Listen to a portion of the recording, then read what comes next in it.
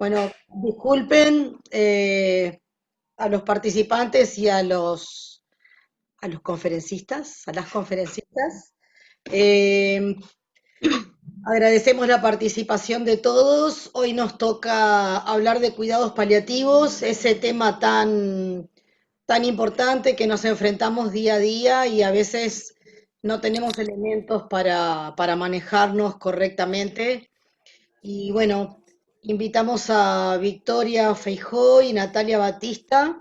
Son colegas que trabajan en esta especialidad, están trabajando con equipos en cuidados paliativos. Victoria está en adultos y Natalia Batista está en pediatría. Victoria va a hacer historia porque es la primer máster en cuidados paliativos recibida. Las dos trabajan en este momento en el mismo lugar, pero no importa, en este caso son compañeras de trabajo, pero los equipos en adulto y pediatría tienen algunas diferencias y está bueno ver la diferencia entre uno y otro. Los invitamos entonces a disfrutar de la charla. Victoria. Bueno, buenas noches a todos. ¿Se escucha bien ahí? Sí. Sí. Excelente. ¿Sí? Gracias, Tere. Te conocí la voz. Bueno, bien, como dijo Vero, vamos a hablar de adultos y de la parte pediátrica que va a ser Natalia después. Y yo voy a empezar con lo más general, que hay cosas que van a ver que compartimos y también van a ver algunas diferencias. Vero, poneme la siguiente.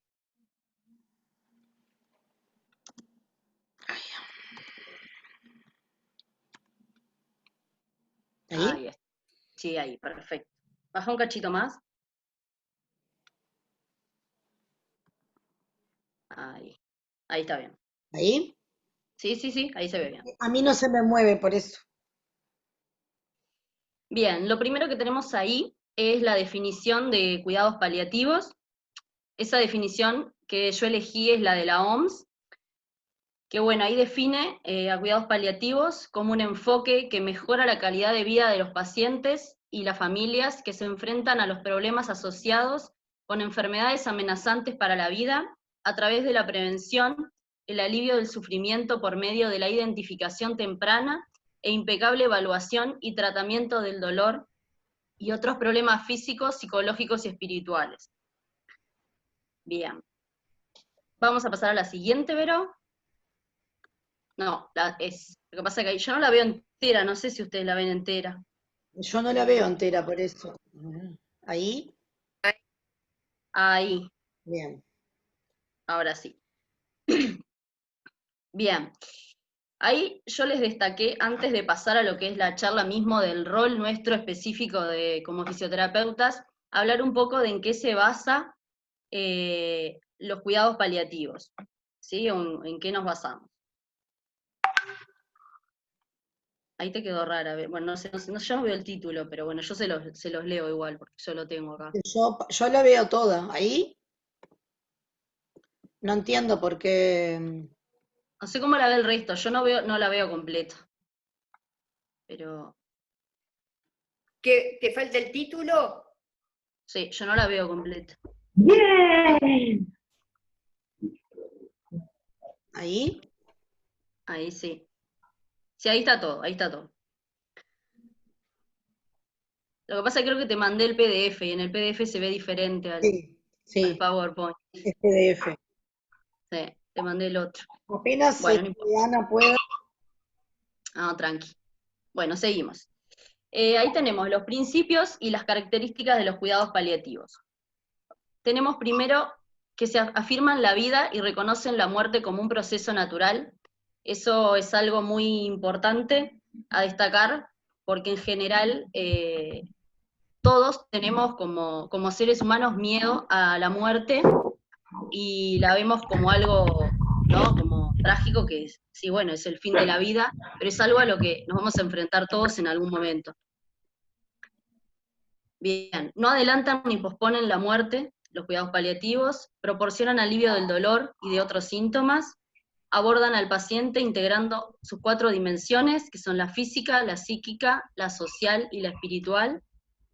Ofrecen un sistema de ayuda para que los pacientes puedan vivir lo más activamente posible hasta el momento de su muerte, y ese yo creo que es el punto que más tiene que ver con lo que hacemos nosotros, ¿no? El tema de la calidad de vida tiene mucho que ver con lo que nosotros hacemos. La unidad de atención está conformada por el paciente y su familia, por lo que se le ofrece acompañamiento a ambos. Yo puse familia, ¿no? El concepto de familia es muy amplio, pueden ser amigos, vecinos, ¿no? El núcleo se refiere más que nada, no tanto capaz que una familia biológica, sino al núcleo que rodea al paciente, sean amigos, vecinos, ¿no? No importa. Los cuidadores que tiene a su alrededor. Y después que los equipos de trabajo deben estar conformados por profesionales de distintas disciplinas con el fin de brindar una asistencia integral. Bien. ¿Pasamos a la siguiente, Vero? Sí. Bien. ¿Ahí se ve todo? Ahí sí. Está. Estás mejorando. Me pasaron el pique. Bien. Acá le puse otros principios que son los bioéticos. Los cuidados paliativos tienen mucho que ver con estos principios. Yo en realidad creo que en todos los pacientes se deben tener en cuenta estos principios. En los paliativos creo que más aún, pero creo que en todos. Como yo les puse ahí, es el principio de la autonomía, que implica respetar las libertades de los demás. La no maleficencia, que es no hacerle el mal al otro. La beneficencia, que es procurar el bien del otro. Y la justicia, que sería tratar a todos por igual. De estos 4, me voy a referir un poquito más a los 2 primeros. ¿Sí? Me parecieron, para no hacerlo tan largo y elegir 2, elegí esos 2. La autonomía, como bien dice ahí, respetar las libertades, para llevarlo un poco más al plano de lo que son los pacientes, la importancia está en este principio en respetar las decisiones de los pacientes, ¿verdad? Nosotros podemos estar de acuerdo o no con esas decisiones que toma el paciente con respecto al tratamiento, ¿no? Si quiere hacerlo o no quiere hacerlo. Pero me parece que es muy importante tener en cuenta que uno debe respetar eso. Cuando yo hablo de las decisiones, no me refiero solo a las decisiones que tengan que ver con las decisiones con respecto al tratamiento de fisioterapia puntualmente. Puede ser el tratamiento médico, que el paciente se le ofrezca un tratamiento y no lo quiera. A veces uno tiende a juzgar esa decisión, o a juzgar sería la palabra más precisa. Y bueno, para que el paciente pueda tomar esas decisiones, necesita conocer su enfermedad y su pronóstico. Es verdad que hay muchas veces que es difícil transmitirle eso al paciente, eso obviamente no es algo que hacemos nosotros, es algo que hace el médico, ¿no? El comunicar el diagnóstico y el pronóstico, pero sí es importante para nosotros como parte del equipo saber qué es lo que sabe el paciente, para poder entender también lo que él quiere o no quiere hacer, porque a veces si el paciente no sabe lo que tiene, no sabe cuál es el pronóstico, las decisiones que toma podrían resultar incluso extrañas, ¿no? Bien. Obviamente que esa información el médico se la va a dar, que es importante, de una forma gradual, ¿no? Y dosificada, y en un lenguaje que es muy importante, que nosotros también usemos un lenguaje que el paciente entienda, porque nos va a pasar mucho, incluso les debe haber pasado, que los pacientes repreguntan, ¿no? Cuando el médico les dice algo, ustedes van a hacerle el tratamiento, y el paciente repregunta, como incluso a veces pareciera que está como verificando si le vamos a decir lo mismo. Entonces, es importante saber qué es lo que sabe el paciente, y bueno, respetar esas decisiones. Bien, con respecto al segundo, al del no maleficencia, es importante tener en cuenta que nosotros, para no hacerle mal al paciente, no tenemos que mentirle al paciente. No mentirle, pero tampoco darle esperanzas. O sea, está como muy relacionado, ¿no? No le vamos a mentir, no le vamos a dar esperanzas, falsas esperanzas, o sea, falsas promesas, y tampoco le vamos a quitar la esperanza. Les voy a dar un ejemplo para que se entienda un poco lo que quiero decir. Capaz que me quedó un poquito entreverado. Por ejemplo, algo que nos pasa muy seguido es que el paciente nos pregunta, caso hipotético, ¿no? ¿Cuándo voy a volver a caminar? Y bueno, nosotros ahí no tenemos ni que decirle nunca vas a volver a caminar, ¿no? Ni sí, mañana lo vamos a hacer. Creo que tratar de este principio, llevarlo a esa pregunta, sería, bueno, poner una meta intermedia. Yo no sé realmente si el paciente va a volver a caminar o no en muchos casos. Entonces, bueno, una meta intermedia para mantener su esperanza viva, pero no, ¿cómo puedo decir? No causar un sufrimiento, decirle, no, no te vas a mover, no vas a caminar nunca más. Puedo tener la meta de sentarme. Y después vamos viendo, tratando de buscar un ejemplo práctico para, ¿no? Como no ver algo muy lejano a los principios bioéticos, sino que tienen mucho que ver con lo que nosotros hacemos, ¿no? Y ese sería un ejemplo. Bueno, yo te pongo la meta intermedia de que nos vamos a sentar al borde de la cama, por ejemplo, y vamos a ir viendo, capaz que sí, lo logramos. Y no, es una forma de mantener la esperanza sin mentirle, sin decirle que sí o que no lo vamos a lograr, ¿no? Espero que se hayan entendido lo que les quise decir. Si no, después lo vemos de vuelta.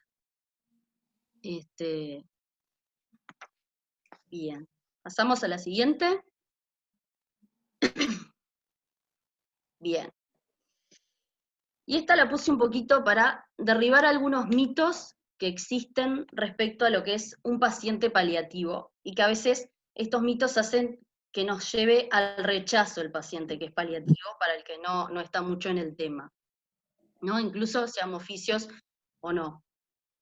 Otro integrante Bien. Un paciente paliativo no es un paciente que está en últimos días, no es un paciente que está en agonía, no es un paciente que está en sedación, y definitivamente no es trabajar con la muerte. Ese es un concepto que me importa que les quede, porque es como un error muy común. Cuando uno dice que trabaja en eso, es lo primero que nos dicen. Bien. Es real que en paliativos vamos a ver pacientes en últimos días, pero no es eso lo que significa ese paciente, y no es el ideal que empiece el equipo de paliativos a tratarlo en sus últimos días. Si la derivación, como les puse ahí, es oportuna, vamos a poder acompañar el proceso de las distintas enfermedades, incluso hasta años. Yo ahí les puse el ejemplo de la ELA, pero hay otros ejemplos, como pueden ser cardíacos o incluso enfermedades respiratorias, como una fibrosis quística o otras, ¿no? Que no son, o sea, el paciente no está en cuidados paliativos unos días o unas semanas, estar meses y años. Y eso hace que podamos hacer un mejor trabajo, el hecho de poder acompañarlo más tiempo. ¿Ah? Perdón, Vicky. Sí, Solicitamos otra vez, quien tenga por favor el micrófono prendido, que si por favor lo puede apagar. ahí sí porque me distrae. No, y además cada vez que se siente algún sonido externo, se va tu voz y pierde calidad la charla. Gracias, Bien. Seguimos, pero con la siguiente. por favor. Bien. Vamos a aclarar otras cosas, que también de alguna forma son mitos también, o que no están del todo claras. Hoy en día hay un debate muy importante, que está sonando mucho últimamente, que es el de la sedación paliativa y la eutanasia. Yo no puse esto para debatir si la eutanasia sí o la eutanasia no, no es mi tema, no es el tema de la charla, pero sí me interesa diferenciar esos dos conceptos. Bien, yo les puse ahí, primero que nada, la definición de lo que es la sedación paliativa. Es la disminución deliberada del nivel de conciencia del enfermo mediante la administración de los fármacos apropiados con el objetivo de evitar su sufrimiento intenso causado por uno o más síntomas refractarios. La sedación paliativa es una indicación médica. Puede ser superficial o profunda, y no acorta la vida.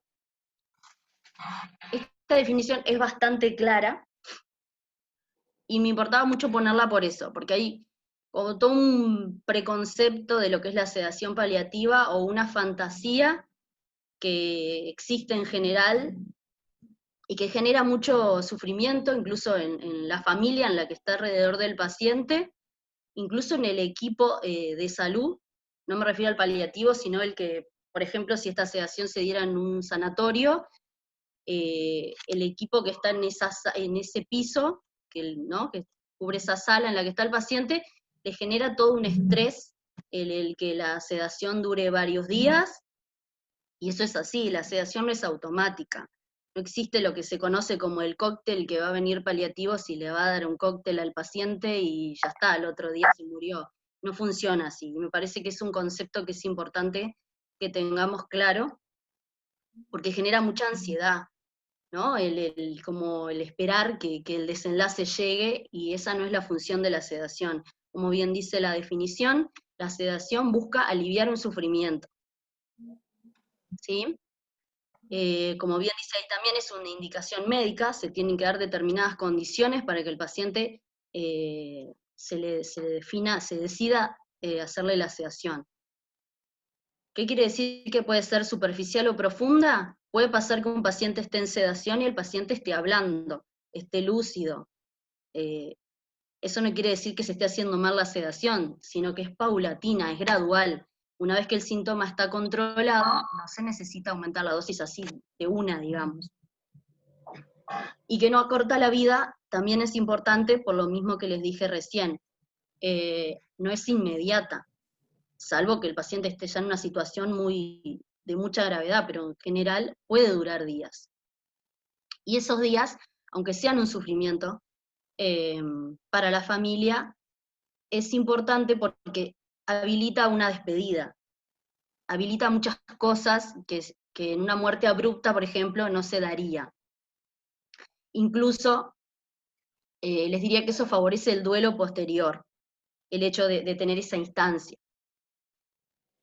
Bien, la definición, vieron que habla de que se aplica cuando hay un sufrimiento que es causado por uno o más síntomas refractarios. Yo les quise poner ahí también la definición de lo que es un síntoma refractario, porque capaz que no lo saben, no tienen por qué saber qué es un síntoma refractario. Y como bien dice ahí, es un síntoma que no puede ser adecuadamente controlado a pesar de los intensos esfuerzos para hallar un tratamiento tolerable en un plazo de tiempo razonable sin que comprometa la conciencia del paciente. ¿Sí? O sea, es un síntoma que el paciente tiene que no se puede lograr disminuir. Entonces se genera un sufrimiento. Y si hay algo que busca paliativos es aliviar el sufrimiento, como lo dice su definición, que fue lo primero que les dije.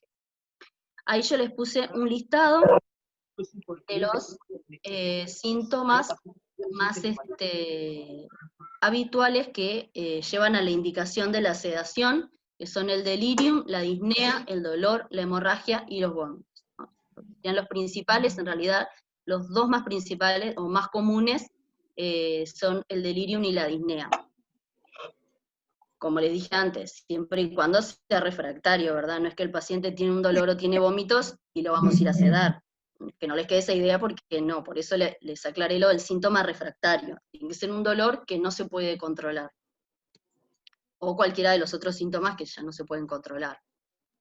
Bien, como dice ahí, dependiendo cuál sea el síntoma, es el fármaco que se utilizará para realizar la sedación. Yo le puse ahí dos, entre ellos el midazolam y la levomepromacina, como para que si los escuchan nombrar sepan de qué se les está hablando. A veces uno no los conoce y cuando le dicen el paciente está con esto o aquello, no sabe a qué se refieren cuando le dicen eso. ¿Sí? Algo que quería destacar, por eso les puse los fármacos, es que a veces también está el mito de que si la morfina se utiliza para la sedación. Yo he escuchado muchas veces, yo trabajo en sanatorio, el paciente está con morfina, ya no le hagas la fisioterapia. La morfina se puede dar como calmante, para calmar el dolor, para disminuir la disnea, pero no quiere decir que el paciente esté en sedación. Incluso si tiene una disnea, se le da la morfina y le mejora, no va a llegar a una sedación. Y a veces se confunde el tema de la morfina, la sedación, ya no se le hace más nada. Sí puede pasar que el paciente esté en sedación y además tenga morfina para calmarle el dolor o porque tiene disnea. No quiere decir que no la vaya a tener indicada, pero sí romper con ese concepto de que si tiene morfina está en sedación, si solo tiene la morfina, no, ¿verdad? Bien. Y bueno, ahí al final les puse la definición de eutanasia, un poquito para eso, para diferenciar bien qué es una cosa y qué es la otra. Y como dice ahí, la OMS la define como aquella acción del médico que provoca deliberadamente la muerte del paciente. Ahí tienen entonces, la gran diferencia sería el objetivo. El objetivo de la eutanasia es la muerte del paciente. El objetivo de la sedación es aliviar el sufrimiento. Sí, el desenlace final de la sedación va a ser la muerte, es el desenlace de la vida del paciente, pero no quiere decir que la sedación lo lleva a la muerte. A la muerte iba a llegar de todas formas. Lo que hace la sedación es que sea sin el sufrimiento. ¿Ah? Era eso nada más. Ahí seguimos a la siguiente. Y vamos a pasar bien a lo nuestro. Bien. Yo se los dividí los objetivos en lo que serían objetivos generales y objetivos específicos. Algo a destacar de estos objetivos o de cómo aplicarlos, por decir de alguna forma, es que siempre vamos a tener uno de estos objetivos más allá de lo que es perdón, la expectativa de vida que tenga el paciente. Por más de que el paciente tenga una expectativa de vida corta o muy corta, siempre vamos a tener uno de estos objetivos para nosotros. Siempre vamos a tener algo para hacer nosotros. Puede ser que cuanto más cerca está de la muerte el paciente, más difícil sea para nosotros, como oficios, encontrar ese rol. ¿Sí? Bien. Bueno, tenemos como objetivos generales promover la autonomía, que tiene mucho que ver con la dignidad del paciente, disminuir el sufrimiento y prevenirlo, el sufrimiento en sus 4 facetas, que es físico, psíquico, social y espiritual, mejorar la calidad de vida de ese paciente, quiere decir llegar al fin de la vida en las mejores condiciones posibles, minimizar la dependencia, maximizar la autoestima y promover la confianza. Y les puse ahí vida social, porque lo de la autoestima y la confianza tiene que ver con cosas muy simples, como puede ser estimular al paciente a que se peine, a que se vista, a que haga lo que hace siempre o lo que haría si fuera a ir a trabajar o su vida normal. Esté en su casa, esté en domicilio o esté en el sanatorio, son cosas que las puede hacer igual, y es diferente estar arreglado que no, o sea, es distinto.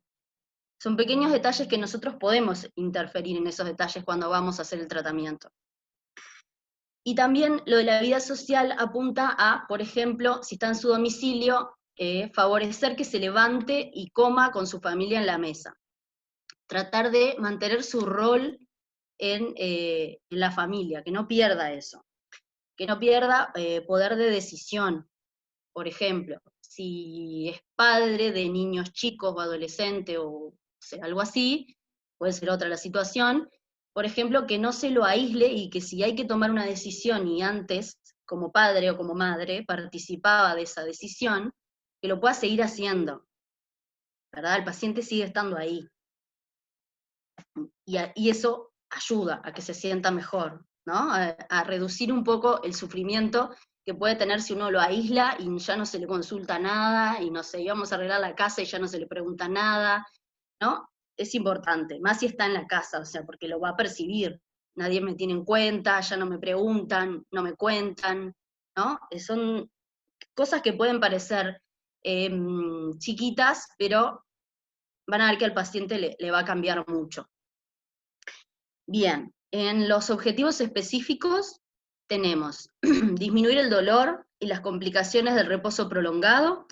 Ahí yo les puse, bueno, lo articular, lo muscular, eso, lo que conocemos todos, prevenir la atrofia, ¿no? Lo que vemos todos los días. Optimizar la función respiratoria, fortalecer las funciones motoras que quedan y ayudar a adaptar lo que ya se ha perdido, ¿no? Lo que no puede hacer, bueno, tratar de facilitarlo de otra forma. Obviamente, todos estos objetivos dependerán de la situación puntual de cada paciente, ¿no? Esto es como general, y se van a ir adaptando los objetivos a cada paciente como siempre. E incluso las herramientas que vamos a utilizar para llevarlos a cabo, obviamente también las vamos a adaptar según la situación del paciente. Bien, mantener la deambulación dentro de lo posible y adiestrar a los cuidadores. Obviamente hay varios de estos objetivos que no solo son para pacientes paliativos, ¿no? Ya como habrán visto, tiene mucho que ver con lo que hacemos nosotros con cualquier paciente. Pero en estos pacientes hay detalles que creo que cobran mucha trascendencia, como los decía, de la parte social, y eso hacen la diferencia. Bien, pasamos a la siguiente. Bueno, acá tenemos las características que va a tener nuestra intervención en los cuidados paliativos, y está obviamente vinculado a los objetivos que hablamos antes. Bien, primer punto es considerar las necesidades que tiene el paciente en ese momento. Debemos indagar cuáles son las preocupaciones y basados en ellas vamos a establecer nuestras estrategias. Por ejemplo, una de las cosas que más vamos a trabajar nosotros es la independencia en las ABD, ¿verdad? En las actividades de la vida diaria. Y es importante en estos pacientes, en todos en realidad, pero en estos pacientes preguntarles cuál es la preocupación que ellos tienen, o sea, en qué nosotros podemos ayudarlos, y encontrar eso es muy importante. O sea, capaz que el paciente, si está en una cama todo el día, les puede decir que lo que es importante es estar sentado cuando vienen las visitas, no sé. Hablarle al otro de igual, digamos, mirándolo a la cara, ¿no? De frente, no es lo mismo que estar acostado mirando el techo y el otro está parado, no es lo mismo. O sea, puede parecer que sí, pero no es igual. Y esas son cosas en las que nosotros podemos facilitar, podemos coordinar, ¿no? Si está internado, si sabemos cuándo, ¿no? Porque a veces son determinadas visitas. A mí me ha pasado que me digan porque va a venir mi hijo, porque va a venir mi nieto, porque, ¿no? Son momentos puntuales. Y si logramos que lo haga solo, obviamente que mucho mejor. Pero esos objetivos a veces son muy específicos en estos pacientes. Bien.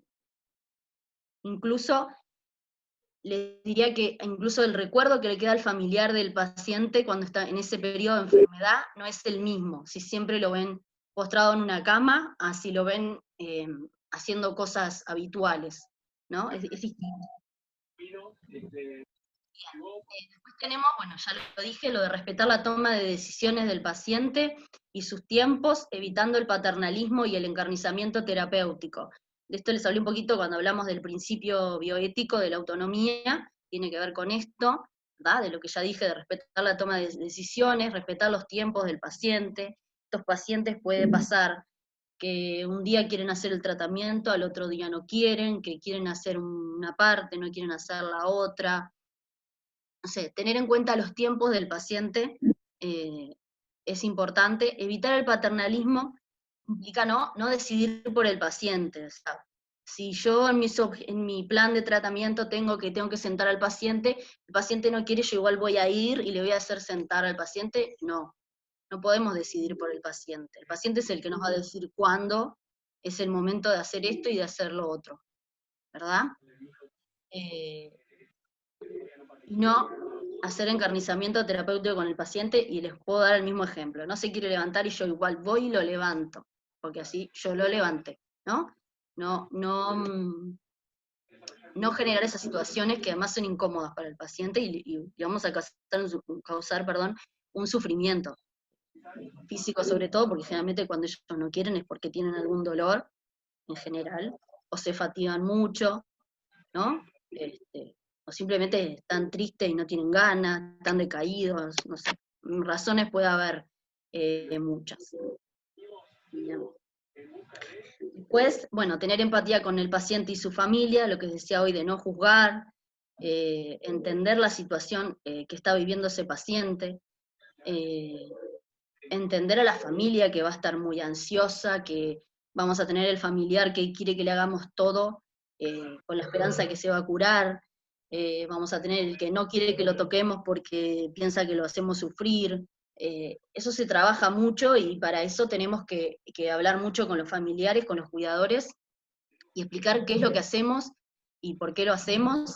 Por eso en uno de los objetivos yo les puse adiestrar a los cuidadores, porque incluso que ellos puedan movilizar al paciente, posturarlo, ¿no? Les cambia, porque ellos los pueden ayudar, pueden ser partícipes de esa evolución del paciente, o sea, de que esté mejor, también ellos son partícipes. Esté en su casa o esté en un sanatorio, nosotros no. Y más si está en su casa, nosotros vamos a ir una vez en el día, capaz, si está en la casa. Y si es que vamos todos los días, ¿no? Eso va a depender, obviamente, de cada paciente.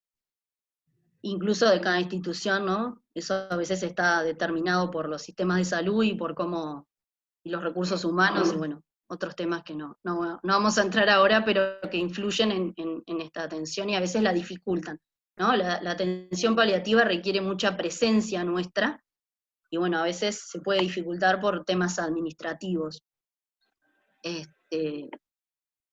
Pero, bueno, eso. Es muy importante, les estaba diciendo eso, que le expliquemos a los familiares por qué hacemos las cosas, porque el paciente en general entiende, ya lo tiene claro, ya, sobre todo si llevamos bastante tiempo atendiéndolo, ya se genera un vínculo que el paciente ya entiende y nosotros ya sabemos. Vemos al paciente y ya sabemos si ese día va a trabajar o no va a trabajar, si ese día va a querer que lo levante o no, uno ya se da cuenta. Salvo que obviamente sean los primeros días de tratamiento, ¿no? No hacemos magia tampoco. Bien, tener en cuenta que aunque estamos en presencia de un paciente que no tiene cura, eso no significa que no tengamos nada para hacer. Eso ya se los había dicho también. De esos objetivos siempre vamos a encontrar alguno que nosotros vamos a tener algo para hacer. Puede ser, si son una situación de últimos días, ustedes podrían pensar que no tenemos nada para hacer nosotros, y podemos ir a postular al paciente, a buscar posiciones que sean cómodas, que le den confort, que le faciliten lo respiratorio. Incluso podemos ir a acompañarlo simplemente. Y eso es parte de nuestro rol, aunque pueda parecerle a alguno que no. Eso es importante, el acompañar al paciente y escucharlo es muy importante. Y va a ser importante para nosotros también, les puedo asegurar que es muy gratificante esa parte del trabajo. Bien, involucrar al paciente y sus cuidadores con el tratamiento, explicarles nuestros objetivos, bueno, esto les hablaba recién, ¿no? Explicarles por qué vamos a hacer las cosas, qué es lo que queremos lograr, en qué se beneficia, qué pasa si no lo hacemos, para que el paciente pueda decidir si quiere o no hacer algo, tiene que saber qué pasa si no lo hace, o sea, o en qué se va a perjudicar si no lo movemos, explicarle, no sé, si no te movemos más, vas a tener acortamientos musculares, te va a doler, no sé. A veces eso ayuda a que el paciente entienda la importancia de lo que queremos hacer. Igual puede ser que diga que no, ¿no? Obviamente, y hay que respetarlo. Pero bueno, yo creo que es importante que sepa qué es lo que hacemos, y para lograr que también. Y bueno, como les decía, que en los últimos días puede parecer difícil encontrar nuestro rol, pero como yo les decía, es muy gratificante ese acompañamiento para ambas partes. Para el paciente, porque lo estamos acompañando y nosotros somos parte de ese equipo que lo trata y que lo sigue y que lo acompaña. Para la familia y para nosotros mismos también. Lo que es importante de esto es tratar de encontrar, que a veces no es fácil, una distancia óptima con ese paciente. Hay pacientes que nos van a llegar más por distintas razones, a veces por, no sé, por similitudes con algún familiar, por similitud de alguna situación, por lo que sea, porque tiene la edad de mi hermano, de mi primo, de mi hijo, no sé, lo que sea, nos puede llegar, de mi padre, de mi abuelo, no sé, del familiar que sea o lo que sea, nos puede pasar. Por eso la importancia de lograr una distancia óptima. Trabajar en eso es importante para cuidarse uno mismo. Tampoco está bueno que seamos muy distantes, porque no vamos a lograr un buen vínculo y no vamos a lograr lo mismo con el paciente. Pero bueno, no se pierdan de ese vínculo porque está bueno. Van a ver que sí. Bueno, y pasamos a la siguiente, Vero. Si no los aburro tanto. Bien. Y como hablé varias veces antes del equipo, ¿no? Lo he repetido 1.000.000 de veces esa palabra, porque es muy importante el trabajo en equipo en todo, pero creo que en paliativos más. Perdón, pero se me seca horrible la garganta. Estoy hablando demasiado. Bien, y ahí les puse un poquito la diferencia entre el equipo interdisciplinario y el equipo multidisciplinario, ¿sí? No sé si se ve todo, queda cortado ahí, pero capaz que igual saca el título y ahí. Bien, tenemos que el equipo interdisciplinario está conformado por profesionales de distintas disciplinas que interactúan entre sí, que tienen un mismo objetivo y que actúan de forma coordinada para alcanzarlo, entre las cuales existe un diálogo continuo. Y la diferencia con el multidisciplinario es que está conformado también por profesionales de distintas disciplinas, donde cada uno toma decisiones sobre el paciente, pero de forma aislada y no coordinada, y donde a veces surgen decisiones contradictorias entre los distintos profesionales. Y esa es una diferencia importante. Si nosotros hacemos las consultas a distintos profesionales, pero esos profesionales no se comunican entre sí, puede pasar que uno diga una cosa, otro diga otra, y eso lo que hace es aumentar el sufrimiento en el paciente, porque generamos una incertidumbre, ¿no? Y eso pasa mucho. Viene un médico, les dice una cosa, viene otro especialista, les dice otra cosa, viene otro y le dice otra cosa, porque a veces ni siquiera son dos opiniones que se enfrentan, a veces son más de dos, y el paciente queda como en una especie de encrucijada de no sabe quién tiene razón y a quién le tiene que hacer caso. Y se siente como hasta desprotegido, ¿no? Porque si ellos, los médicos o enfermería o fisioterapia o los que sean, no se ponen de acuerdo, entonces no saben lo que están haciendo conmigo, ¿no? Genera como, porque el paciente lo transmite así. A mí por lo menos me lo han dicho. O sea, yo he escuchado eso de parte de los pacientes. Como que no saben qué hacer conmigo, ¿no? Y genera una incertidumbre que no ayuda o sea, en el tratamiento ni en la evolución del paciente. Bien, siguiente. Las características del equipo interdisciplinario. Tenemos la complementariedad, que implica que cada miembro del equipo va a aportar desde su disciplina. La coordinación, que quiere decir que vamos a actuar de forma organizada por un mismo fin. La comunicación, que es esencial entre los miembros del equipo para poder coordinar las distintas acciones. La confianza entre los miembros del equipo, no solo respecto a las acciones de cada uno, sino también para expresar las opiniones, ¿verdad? Todas estas características es importante que las tenga el equipo para que funcione de la mejor forma posible. Estos equipos mantienen reuniones, en el caso de paliativos en general el ideal sería que fueran semanal, ¿verdad? No siempre se da, pero bueno, nosotros por suerte sí tenemos esa posibilidad. Bueno, en estas reuniones se discute sobre el paciente y se caracterizan por ser reuniones donde todos son escuchados y pueden aportar desde cada disciplina. Y eso implica que todos los miembros aprendemos de todos. Y eso es así porque yo he aprendido un montón de cosas de los demás, un montón. Sean de la especialidad que sean. Y bueno, se brinda una atención integral y eso es debido a todas las disciplinas que trabajan en conjunto. ¿Sí? Y esto obviamente va a favorecer al paciente, todo esto. Más allá de que es muy reconfortante para el que integra el equipo, para lo que recibe el paciente y la familia también influye, ¿verdad? Porque que ellos perciban como esa unidad, esa unión, les da otra tranquilidad. Bien. La siguiente. Bien, ¿cuáles son las ventajas del equipo interdisciplinario? El equipo interdisciplinario genera, si funciona bien, un buen rendimiento. todos nos sentimos involucrados con el trabajo, todos somos responsables tanto de los logros como de los fracasos que se produzcan en el equipo. Una calidad de atención, que es una atención integral, como ya dije, y donde se van a coordinar las atenciones, eso hace que sea una buena calidad de atención. Este es el ideal, ¿no? Obviamente. Una mejor resolución de problemas, porque hay conocimientos diversos, entonces podemos dar distintas opiniones y, ¿no? En esa beta en esa gama de distintas opiniones puede haber mayor posibles soluciones al problema que tengamos con el paciente. Una toma de decisiones en conjunto, donde se comparten las decisiones difíciles, y eso ayuda mucho al equipo, ¿verdad? A sobrellevar mejor situaciones que pueden ser duras. Creo que eso ayuda mucho.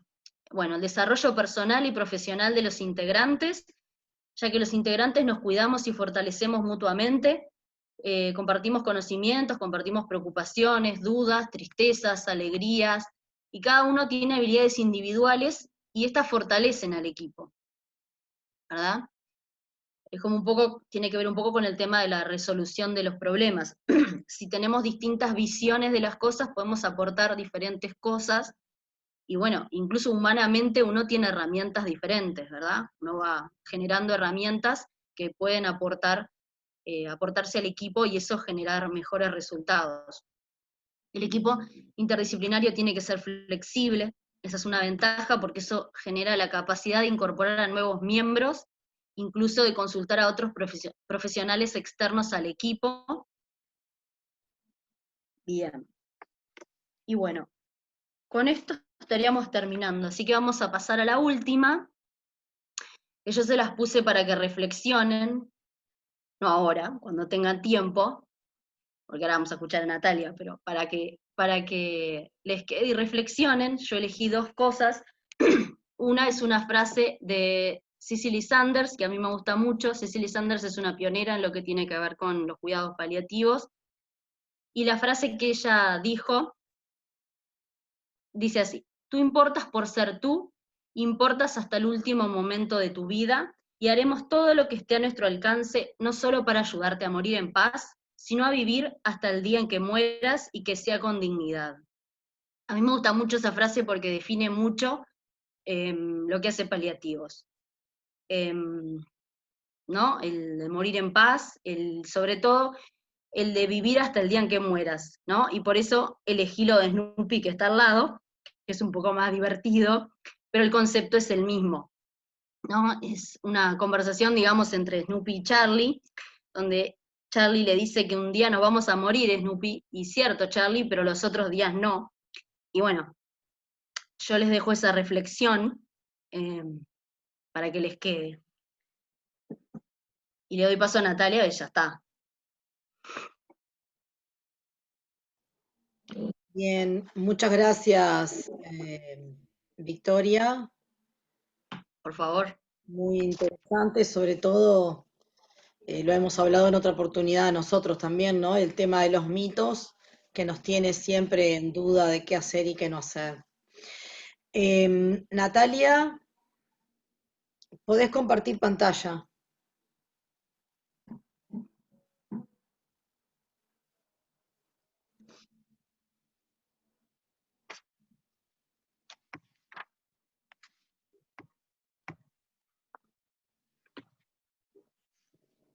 Perfecto.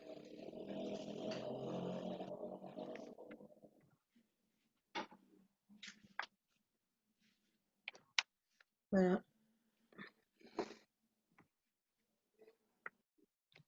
Muy bien, ¿me escuchan? Sí. y perfecto. Bárbaro. Bueno, yo les voy a hablar de cuidados paliativos pediátricos. Bueno, voy a empezar con los mitos. Ya los dijo Victoria, pero los voy a repasar. Algunos de los mitos que se pueden ver con los cuidados paliativos en los niños es pensar en la eutanasia y adelantar la muerte, que solo es para niños con cáncer. También que aparecemos en la etapa terminal, que los cuidados paliativos están enfrentados a los tratamientos curativos, que es retrasar ¿sí? La muerte, que es abandonar, a veces se piensa que es abandonar al paciente, dejar de hacer cosas, y que es solo tratar humanamente al paciente. Esas son algunas de las cosas que a veces escuchamos de qué son los cuidados paliativos. Pero ¿qué son en realidad? Bueno, en realidad los cuidados paliativos son la asistencia activa y holística de las personas de todas las edades con sufrimiento severo relacionado con la salud debido a una enfermedad grave y especialmente de quienes están cerca del final de vida. Habla de que especialmente están cerca del final de vida, pero no quiere decir que siempre sea así, sino que lo que importa es que tenga una enfermedad grave, ¿sí? Y bueno, y a veces está asociado al final de vida. Los cuidados paliativos son el cuidado activo del cuerpo, la mente y el espíritu del niño y su familia. Ya les voy a ir aclarando que cada vez que yo hable del niño, probablemente esté hablando del binomio, de niño y familia, ¿sí? Porque en este caso van a ir siempre de la mano, ¿tá? Cuando yo nombre niño, cuando nombre familia, siempre voy a estar hablando de las dos cosas prácticamente. Bueno, comienza cuando la enfermedad es diagnosticada, o sea, eso sería lo ideal, ¿no? Que comenzara en esa etapa. Voy a correr un poquito las imágenes, no veo. Bien. Lo ideal sería entonces que los cuidados paliativos empezaran en el diagnóstico. No siempre es así, lamentablemente, pero bueno, ahora les voy a mostrar en qué otros momentos aparecemos y eso. Son independientes del pronóstico de vida a corto plazo. No quiere decir que porque necesite cuidados paliativos se vaya a morir prontamente. Requieren abordaje multidisciplinario, en este caso ya lo habló perfectamente Victoria, que en realidad hablamos de interdisciplinario, porque en realidad se trata de que sea un equipo, si bien en algunos servicios todavía no hay equipos, pero hay simplemente algunos profesionales, o en algunos casos todavía hay pocos, lamentablemente, pero bueno, lo ideal es que sea un equipo e interdisciplinario, ¿sí? Y este equipo incluye a la familia como uno de los principales actores. Usa los recursos disponibles de la comunidad y se aplica en ámbitos de atención terciaria, centros de salud y en la casa, ¿sí?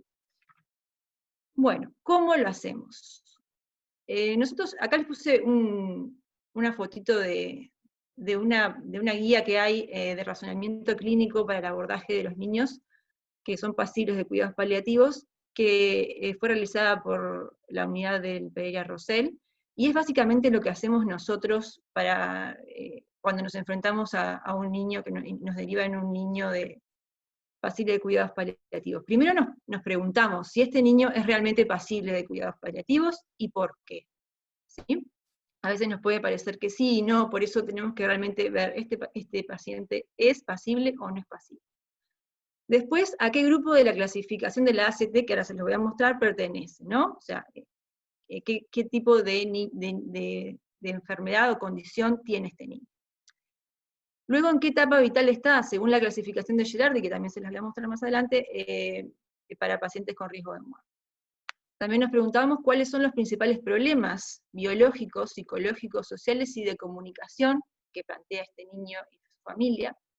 ¿Cuáles son las principales necesidades y preferencias del niño y la familia? Fundamental, ¿sí? Necesidades y preferencias.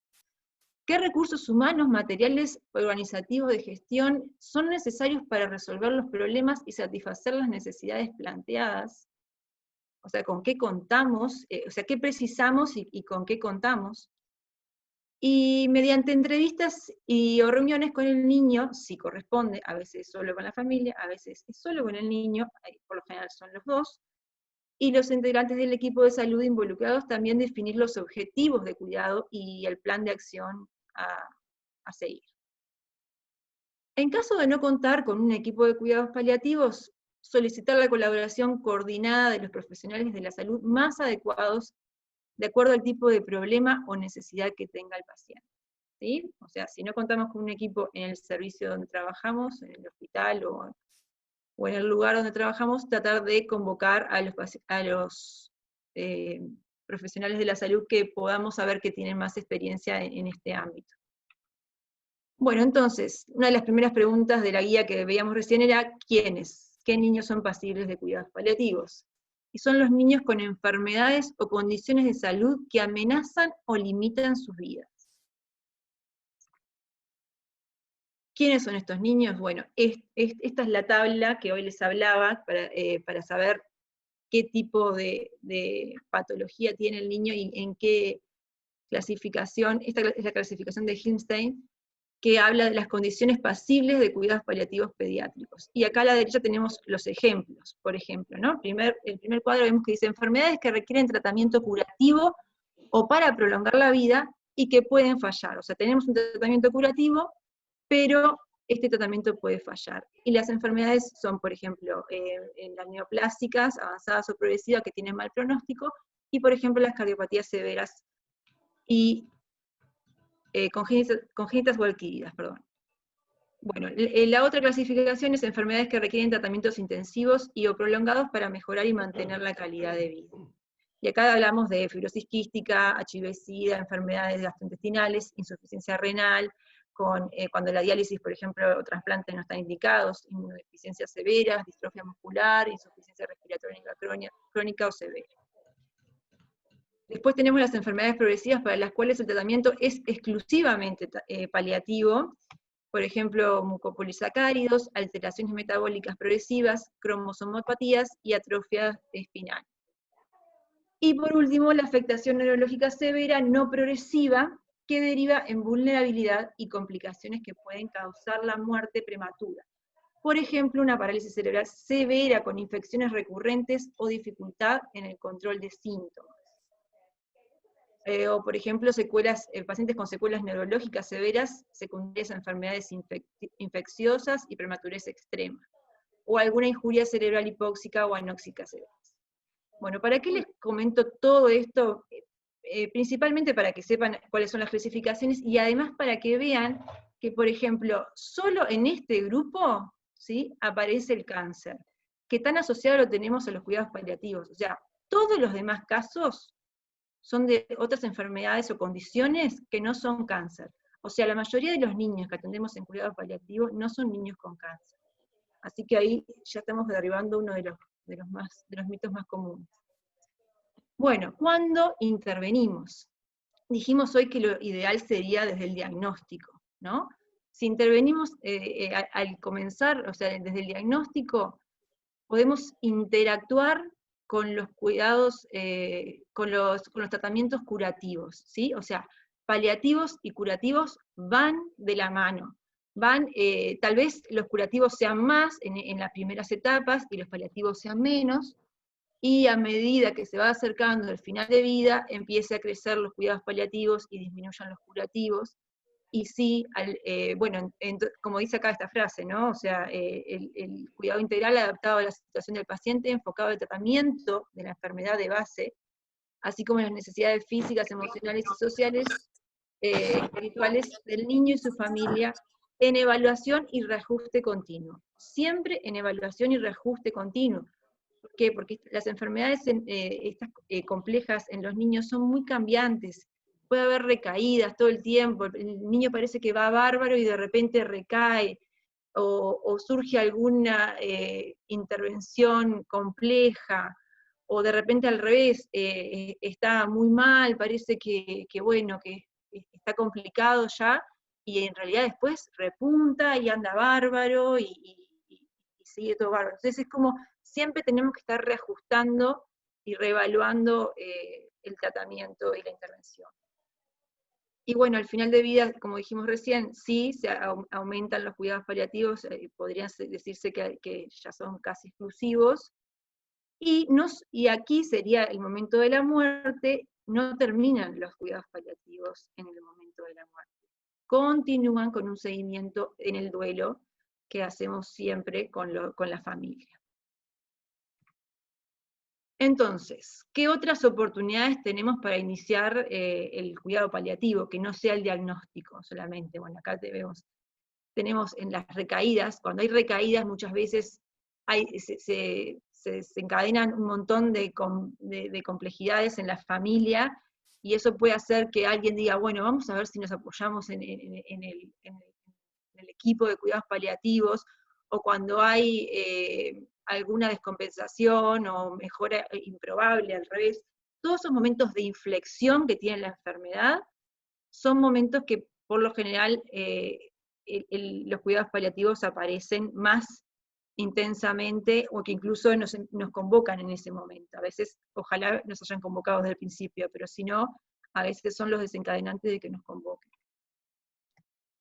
Bueno, ¿cuáles son las ventajas de la integración temprana de los cuidados paliativos? Y bueno, optimiza la anticipación, detección y control de síntomas.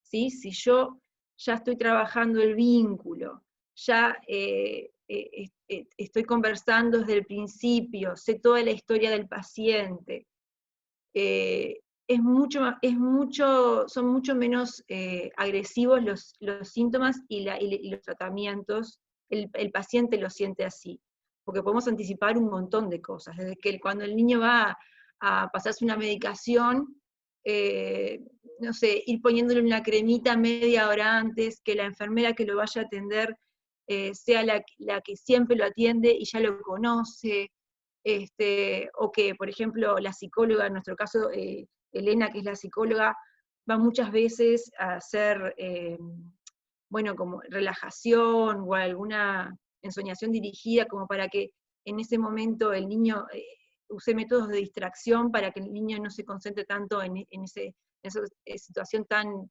agobiante para él, y bueno, pueda pasarlo de mejor manera. También favorece la tolerancia del niño a los tratamientos, bueno, que era lo que estamos diciendo recién. Construye vínculos de confianza, ¿sí? Es importantísimo. Sobre los vínculos de confianza se va a basar toda la comunicación, ¿tá? Que la comunicación es fundamental para todo el trabajo. Ofrece al niño y familia más autonomía y participación. Como decía hoy Victoria, el tratamiento, la intervención va a ser centrada en el paciente. Entonces el paciente va a tener confianza al sentir que todos nos conocemos y que sabemos todo de todo, en decidir él de su propio tratamiento. Bueno, y evita la obstinación terapéutica tanto del equipo como de la familia, ¿sí? Bueno, etapas en relación al riesgo de muerte de Gerardi. Bueno, nada, es una clasificación que utilizamos y se divide en crítico, sin expectativa razonable de curación, terminal y agonía, que es la etapa final. Los pilares de los cuidados paliativos. ¿En qué se basan los cuidados paliativos pediátricos para todo su trabajo? Bueno, son estos tres pilares, son el control de síntomas, la comunicación y apoyo psicosocial y espiritual, y la toma de decisiones. Control de síntomas. Los síntomas más frecuentes que vemos en estos pacientitos son el dolor, las complicaciones de las prótesis, complicaciones de reposo, náuseas, vómitos, espasticidad, convulsiones, trastornos delutorios, o según si tiene vía de alimentación también, infecciones, desnutrición, estreñimiento, postura, descanso y sueño. Como verán, de estos problemas físicos que pueden aparecer en estos niños, la fisioterapia puede intervenir prácticamente en todos estos que les nombré recién. Te diría que en casi todos. Así que ahí nos podemos sentir como muy, muy libres de trabajar, en todo podemos aportar. Dolor, vamos a hablar del dolor, que es una de las cosas más complejas y que queremos siempre tener dominado, que no aparezca, que no esté. El dolor es una experiencia sensorial y emocional desagradable asociada con una lesión presente o potencial. O sea, ahí ya vemos que el dolor es subjetivo. O sea, el dolor no es la noxa, no es la lesión. Es subjetivo y depende de otras cosas que ahora vamos a hablar. La incapacidad para comunicarse verbalmente no niega la posibilidad de que una persona experimente dolor y necesite tratamiento apropiado del mismo. O sea, en este caso, que estamos hablando de niños, niños que no puedan comunicarse por su edad, por su escasa edad, por su nivel cognitivo, por estar intubados o con alguna sedación o con la condición que sea, que no puedan comunicarse verbalmente, de alguna manera expresan si tienen dolor, ¿sí? Entonces nosotros somos los que tenemos que estar atentos a esos otros signos que nos van a demostrar que ese niño tiene dolor. Hay un montón de escalas para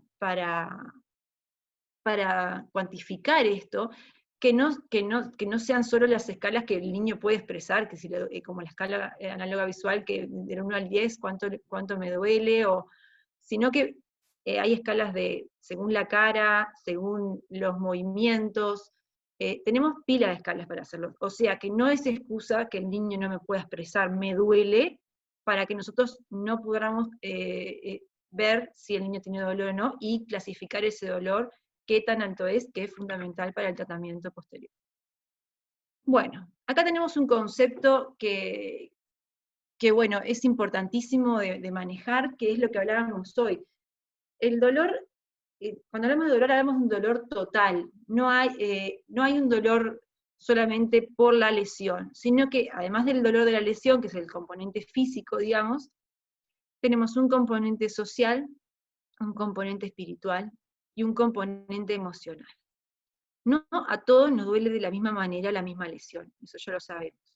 Entonces es importante que tengamos en cuenta que este concepto es sumamente importante, ¿sí? Según nuestra cultura, hasta nuestro sexo, por una cuestión de machismo, el nene no llora, el nene no se queja, el varón no se queja, la nena sí podría, pero el varón, vos tenés que aguantarte.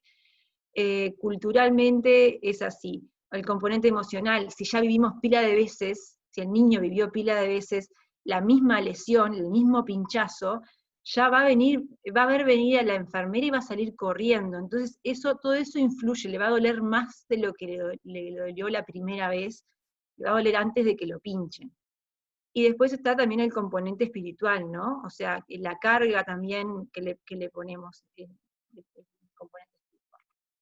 Bueno, el tratamiento no farmacológico, porque tenemos un tratamiento farmacológico que hoy no vamos a hablar de él, que ya nombró algo Victoria, pero ahora vamos a hablar del tratamiento no farmacológico, que es en el que estamos más metidos nosotros, ¿no?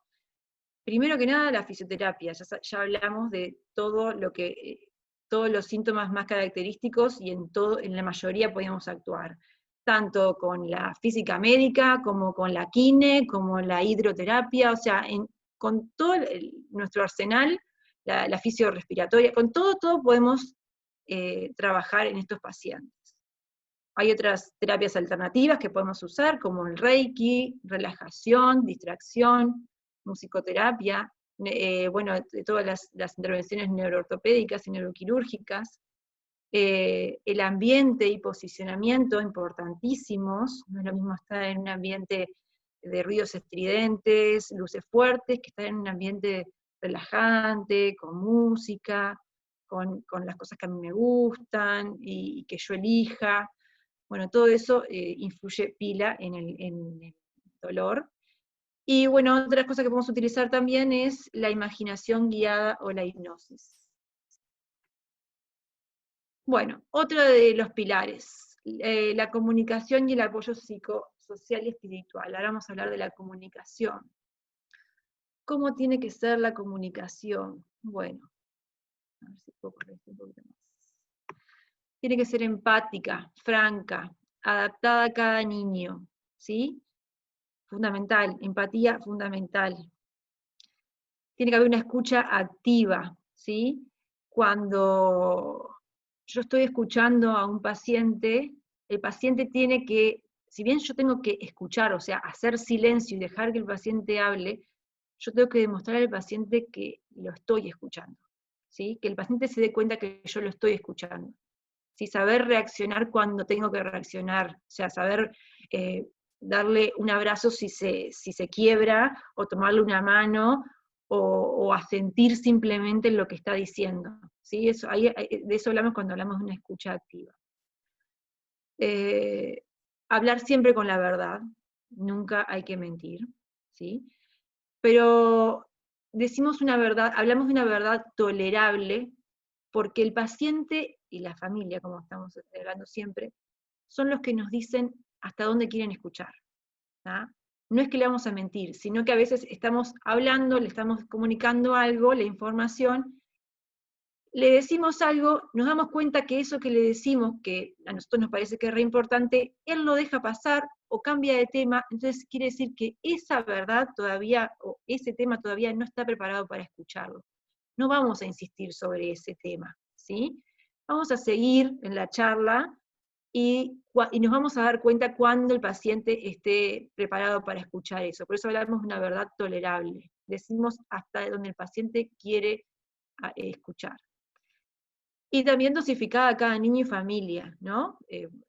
También, y adaptada a cada niño y familia, porque o sea, hay personas que pueden entender una cosa y no otras, sobre todo los niños, ¿no? O sea, a cada edad que adaptamos las respuestas. Y bueno, también propiciamos una comunicación clara entre todos los actores. ¿A qué me refiero con esto? O sea, no solo quiero tener una buena comunicación con el paciente y la familia, también quiero tener una buena comunicación con el resto del equipo de salud, con los especialistas, con el pediatra tratante, con la sociedad, o sea, con su escuela, con su familia extendida, no solo su familia más cercana, y a su vez que entre todos ellos haya comunicación, no solo del equipo como rayos con todos ellos, sino entre todos esos integrantes también haya comunicación. La buena comunicación es fuente de gratificación, reduce la angustia, la incertidumbre y el miedo que produce la impotencia y la pérdida de control. Son momentos muy agobiantes, todos estos que viven las familias que tienen niños que tienen estas condiciones. Entonces, anticipar, conversar de antemano todo esto, baja mucho la ansiedad y calma. Bueno, acá les puse una viñeta de Maitena, que me pareció muy gráfica con respecto a lo que estábamos hablando recién de escuchar y ver las señales que nos da la persona cuando está hablando y cuando está comunicando. Comunicación no es únicamente dar y recibir información. Es mirar, escuchar, callar, hacer pausas, sostener el silencio, preguntar, intercambiar y explorar, formar un vínculo. Y también es dar y recibir información. Es el vínculo el que atraviesa y guía la comunicación. ¿sí? O sea, yo necesito formar un vínculo para que la comunicación sea buena. Obviamente que quiero dar y recibir información, pero ese no va a ser el único objetivo de cuando nosotros nos reunimos con un paciente, sino que necesitamos además hacer todo esto otro que estábamos hablando recién, mirar, escuchar, callar, hacer silencio. Y bueno, la señora le pregunta a la mamá, ¿y cómo se está adaptando la gorda al jardín? ¿Ya se queda? Y la madre tiene a la niña prendida cual garrapata, o sea que no se queda nada, la mujer no estaba ni mirándola. Pero bueno, solamente para graficar un poquito lo que estábamos hablando. Apoyo psicosocial y espiritual. Aliviar el sufrimiento psicológico, espiritual, durante todo el tratamiento, ¿sí? Durante todo el tratamiento, desde el principio al fin, vamos a tener momentos de sufrimiento y los tenemos que trabajar siempre. Hay que incluir a los niños y adolescentes y a su familia en las tomas de decisiones y en la determinación de prioridades, ¿sí? Tenemos que saber cuáles son las prioridades de esa familia y de ese niño. Entonces tenemos que estar atentos a los valores, aspiraciones, convicciones y creencias que orientan los proyectos de vida de cada uno, ¿sí? Esa es la parte espiritual, ¿sí? De cada, si bien lo espiritual a veces lo relacionamos con lo religioso, sí, bueno, lo religioso está dentro de lo espiritual, pero lo espiritual es eso, los valores, aspiraciones y convicciones y creencias que tiene cada uno, en qué basa su vida, ¿no? Y bueno, también trabajamos con los duelos puse duelos porque hay muchas maneras de duelos, no nos vamos a explayar en el tema de duelos porque es muy largo, pero el objetivo principal es promover un duelo saludable, ¿no? Ir anticipando los momentos del duelo y trabajándolos y que sea el duelo lo más saludable posible. Y bueno, siempre permitir la expresión de miedo y angustia. No hay que reprimir el miedo y la angustia, pero también hay que permitir la esperanza. Siempre necesitamos un poquito de esperanza, ¿tá? Que los padres mantengan, y el paciente también, esa pequeña cuota de esperanza para que no haya abandono, ¿tá? O claudicación, y porque siempre hay algo para hacer, o sea, que el niño no tenga esperanza de vida a muy largo plazo no quiere decir que no haya nada para hacer, hoy lo decía también Victoria, siempre tenemos algo para hacer. Bueno, el tercer pilar, toma de decisiones en los cuidados paliativos pediátricos. Bueno, los pacientes de cuidados paliativos por lo general son complejos, presentan múltiples problemas y necesidades, y es necesario tomar decisiones todo el tiempo. No todas van a ser complejas, o sea, algunas pueden ser muy sencillas y otras muy complejas, pero siempre hay que estar tomando decisiones. Y a veces hay que hasta dejarlas por escrito. Existe un marco legal nacional e internacional que regula esta temática, y ahora les voy a pasar a mostrar algunas de estas cosas que parecen muy pesadas, pero es mejor para entender de qué estamos hablando. En la legislación nacional, por ejemplo, la ley 18.335, en el artículo 11, dice que todo procedimiento de atención médica será acordado entre el paciente o su representante luego de recibir información adecuada, suficiente y continua, y el profesional de salud. O sea, todos los procedimientos de atención médica deben ser acordados entre el paciente, y su familia en este caso, y el profesional de la salud. Es de mutuo acuerdo. ¿Sí? El consentimiento informado del paciente a someterse a procedimientos diagnósticos o terapéuticos estará consignado en la historia clínica de forma expresa, este puede ser revocado en cualquier momento. ¿Está? Todas las tomas de decisiones que se den van a ser en concordancia, ¿sí? Si bien el paciente tiene como la última palabra, pero es en acuerdo con la parte médica.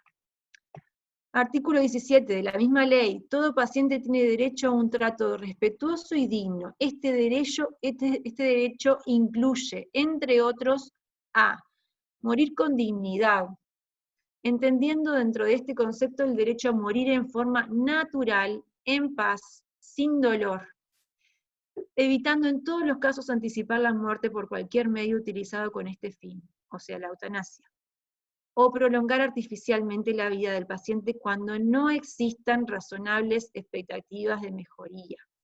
Ahí hablamos de la futilidad terapéutica, cuando ya el tratamiento no es inútil, no tiene un fin terapéutico. Con excepción de lo dispuesto, bueno, la ley 14.005 del 17 de agosto de 1970. Perfecto. Y el artículo 18 nos dice que todo paciente tiene derecho a conocer todo lo relativo a su enfermedad. O sea, el paciente tiene derecho a conocer toda la información respecto a su enfermedad. Los derechos de los padres. Bueno, el artículo 1 de la ley número 18.473 dice que toda persona mayor de edad y psíquicamente apta, en forma voluntaria, consciente y libre, tiene derecho a oponerse a la aplicación de tratamientos y procedimientos médicos, salvo que con ello afecte a un tercero. Del mismo modo, tiene derecho a expresar anticipadamente su voluntad en el sentido de oponerse a la futura aplicación de tratamientos y procedimientos médicos que prolonguen su vida en detrimento de la calidad de la misma. Si se encontrare enferma de una patología terminal incurable o irreversible. ¿Sí? Esta es la ley de voluntades anticipadas. Si se tratare de niños o adolescentes, la decisión corresponderá a sus padres en ejercicio de la patria. O sea, el paciente tiene derecho a oponerse a la realización de algún tratamiento o procedimiento. En el caso de los niños, los padres van a tener esa potestad. Bueno, y ahora hablamos de los derechos de los niños, de todos, niños y niñas. Los estados partes garantizarán al niño que esté en condiciones de formarse un juicio propio el derecho de expresar su opinión libremente en todos los asuntos que afectan al mismo, teniéndose debidamente en cuenta las opiniones del niño en función de la edad y madurez de este niño. Todas estas cosas que acabo de leer nos indican esto que habíamos hablado hoy, ¿no? O sea, que el paciente siempre tiene el derecho a opinar de su tratamiento, toma las decisiones, siempre en conjunto con los médicos, porque nosotros tenemos que ponerle en la mesa todos los escenarios posibles, ellos tienen que tener toda la información posible, pero son ellos los que tienen el derecho de decidir. Y en este caso, con lo que veíamos recién de los derechos de los niños, ellos pueden opinar sobre su tratamiento, tienen el derecho a opinar sobre su tratamiento, ¿sí? Dependiendo de la edad, por supuesto. Pero, bueno.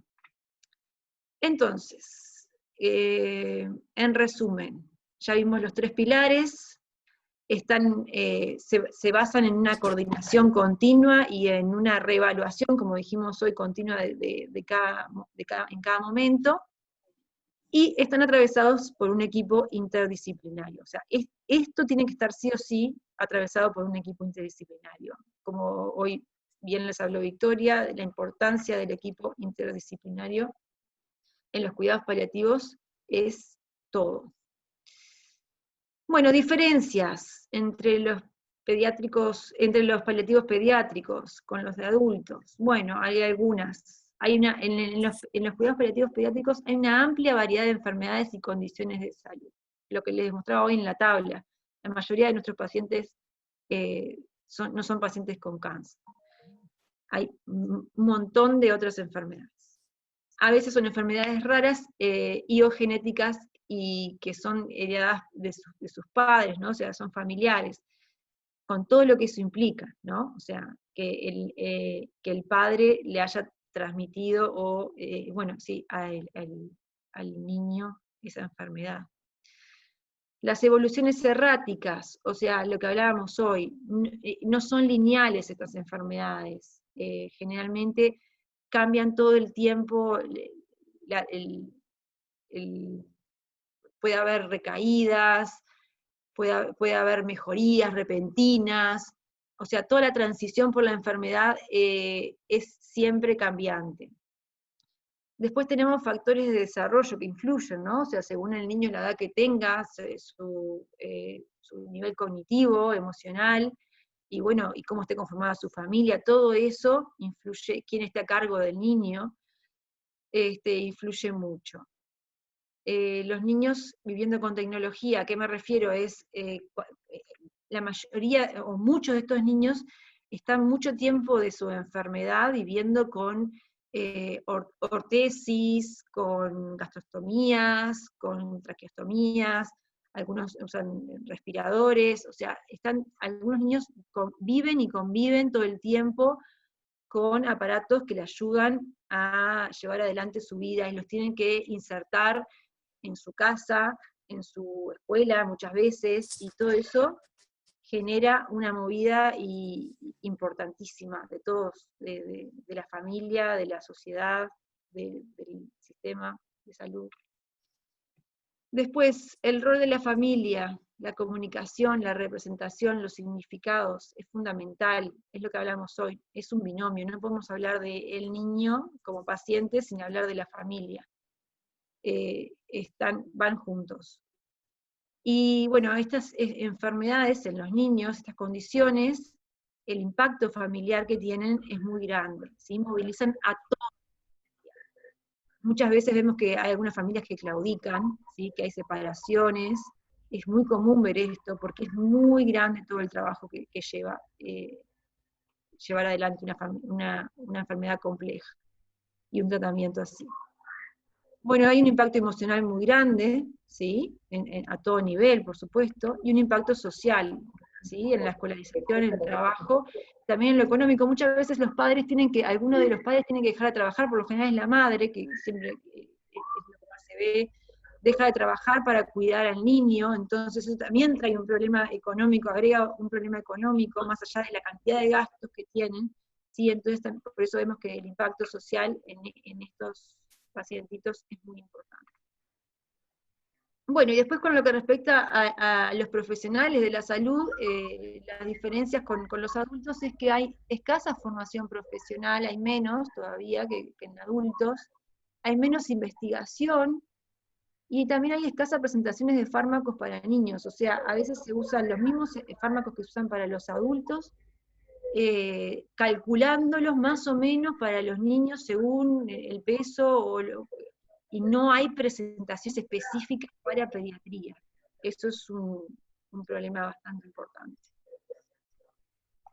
Bueno, entonces, hablando ya de todo esto, ya hablamos de los pilares, cómo se trabaja, y bueno, quería comentarles que los cuidados paliativos tienen en la legislación nacional el artículo 6 de la ley 18.335, donde nos dice que toda persona tiene derecho a acceder a una atención integral que comprenda todas aquellas acciones destinadas a la promoción, protección, recuperación, rehabilitación de salud y cuidados paliativos de acuerdo a las definiciones que establezca el Ministerio de Salud Pública.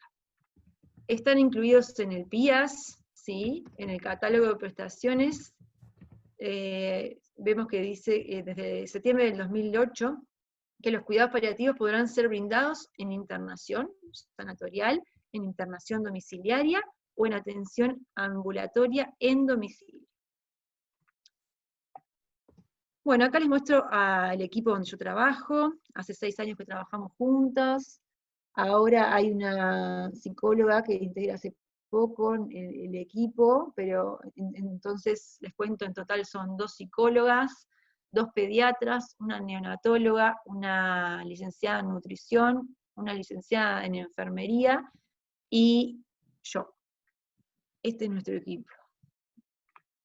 El éxito en el trabajo interdisciplinario se consigue solo cuando la unicidad de aportes de cada uno de los individuos intervinientes es reconocida, dando lugar a un verdadero enfoque integral del cuidado de los pacientes. Esta es una frase de Dix, que nada, resume un poco lo que hablaba hoy Victoria, ¿no? De la importancia del trabajo en equipo interdisciplinario.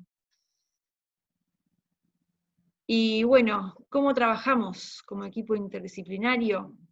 Tenemos una reunión semanal, ¿sí?, del equipo, y también tenemos reuniones cuando se considera necesario o lo solicita alguien, con los pacientes y su familia, con los pediatras tratantes y con los especialistas, ¿sí?, que atienden al niño, también hacemos reuniones con ellos.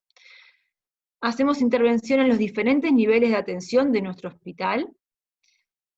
Hacemos visitas a domicilio del paciente, intervenciones en los centros educativos, hacemos seguimiento en duelo, asistencia al equipo tratante, capacitación continua, es fundamental, ¿sí?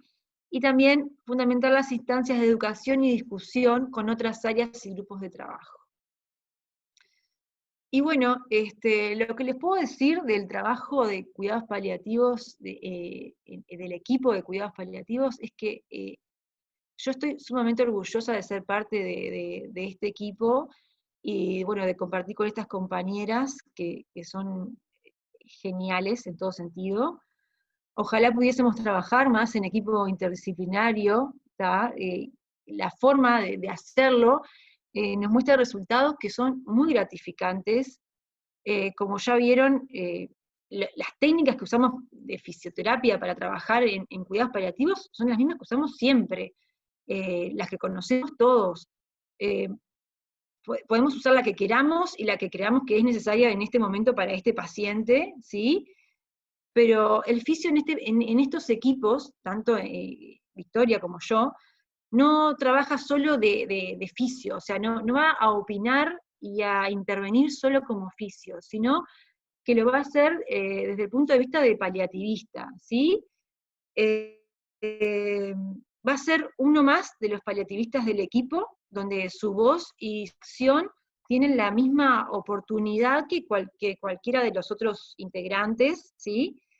Eh, por, no vamos a intervenir, por lo que les decía, no vamos a intervenir solo como oficios, sino también vamos a intervenir en las otras áreas, ¿tá? O sea, no vamos a opinar solo lo que respecta a fisioterapia, vamos a abarcar todas las áreas con los compañeros, por eso les hablé tanto en general, no solo de lo de fisioterapia, además de que ya había hablado Victoria, ¿tá? Y bueno, entonces vamos a poder, lo que decía hoy Victoria, aprender un montón de los demás, y viceversa, los demás también de lo que hacemos nosotros, y todo termina en el beneficio del paciente.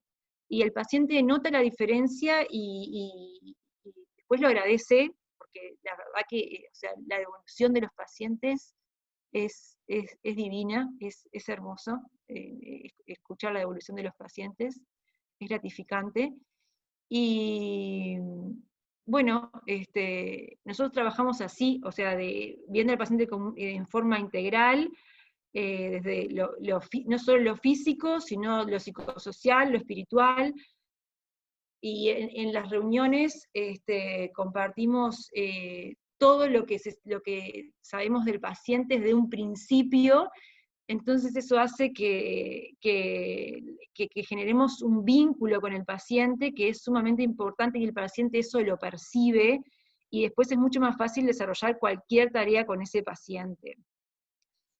Lo que les decía hoy, la importancia del vínculo, es sumamente importante esto, y que el paciente confíe en el equipo. Bueno, porque el paciente, como dijimos hoy, es parte del equipo y decide todo el tiempo. Bueno, ¿qué más decirles? Nada, es esto, nos capacitamos para trabajar en cuidados paliativos, lo hacemos de esta forma que les contamos recién, y nos encanta hacerlo, estoy segura que a Victoria también le encanta hacerlo, ya lo dijo recién.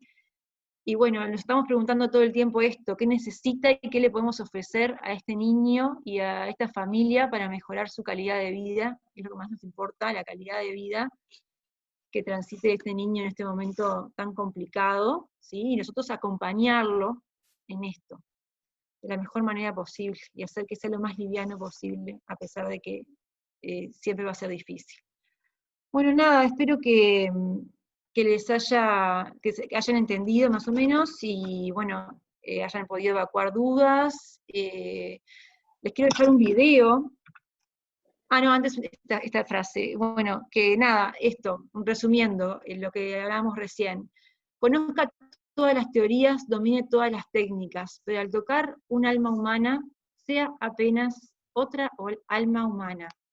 Es una frase de Carl Jung, y bueno, nada, eso, ser apenas otra alma humana y acompañar, ¿sí? Bueno, les dejo este videito que lamentablemente no es un videito de mis pacientes, me encantaría que fuera haber puesto cosas de mis pacientes, o sea, fotos o el video de los pacientes nuestros que tenemos pila y nos autorizan a ponerlas, están buenísimas, pero es con fines educativos, y como iba a quedar colgado en YouTube después, no me animé, me pareció que podía violar algo de la intimidad, y bueno. Entonces voy a ponerles una pauta publicitaria que tienen los compañeros del equipo de cuidados paliativos pediátricos del Pereira Rosell, que fueron los pioneros, y bueno, uno de nuestros mentores también nos incentivaron mucho para formar este equipo. Y bueno, ellos sí tienen una pauta que es pública, o sea, es de promoción, así que por eso sé que, y bueno, me la compartieron ellos, así que sé que está autorizada para difundir. Nada, como un resumen para que vean lo que puede hacer un equipo de cuidados paliativos. Es cortita, así que se las paso.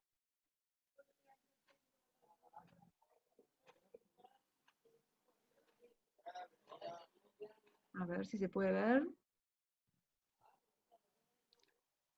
Vero, yo cualquier cosa te la mandé por mail, porque yo acá no me deja reproducirla. No sé. A ver. No. Qué raro, porque En las diapos se ve perfecto. A ver ahí. Capaz que por el Zoom no te lo deja reproducir así. A ver, ahí. A ver ahí. Nati, si pones el video por fuera de la presentación, ¿lo tenés guardado en otro lado por fuera de Tienes que la...? salir de ¿No pantalla. lo ven ahí? No No, lo veían ahí, ¿no? no. Intentá Ok. salir de pantalla y volver a compartir la pantalla. Y A ver. volver a compartir la pantalla, pero solamente con el video. Es la única. Tenés que cerrar ese Veamos. PowerPoint.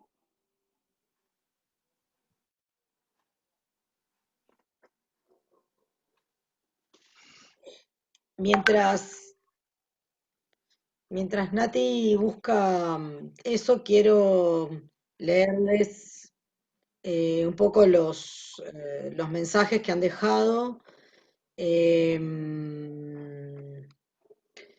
Excelente presentación, excelentes presentaciones. Los cuidados paliativos es la humanización de la medicina. Muy completo, felicitaciones. Primero felicitaban a Vicky, después felicitaban a Nati, después a las dos. Está todo muy claro, buenísimo. Em, Muy buenas y claras presentaciones. Destaco la importancia de fisiatra y fisioterapeutas en los equipos interdisciplinarios de cuidados paliativos.